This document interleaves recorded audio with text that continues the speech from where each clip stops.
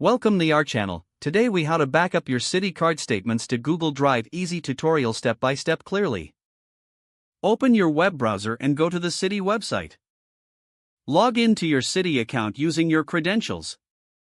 Navigate to the account summary page, where you can see your Citi card statements.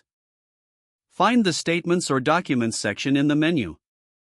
Select the specific card for which you want to back up statements. Choose the statement period you wish to download. Click on the statement link to open it. Once the statement is open, look for the download option. Typically, this option is represented by an icon or a button labeled Download or Save. Select the preferred file format, usually PDF. Your statement will begin downloading to your device. Open Google Drive in a new browser tab.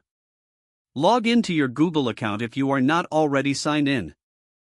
Once in Google Drive, locate the folder where you want to store your Citi statements.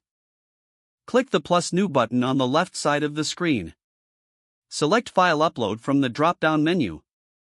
In the File Explorer, find the downloaded Citi statement. Select the file and click Open to upload it to Google Drive. Wait for the upload to complete.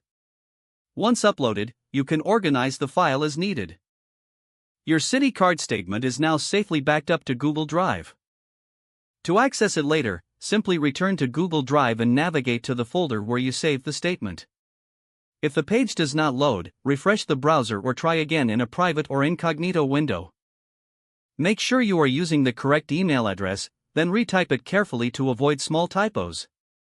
If your password is not accepted, use the reset option and create a new strong password you can remember.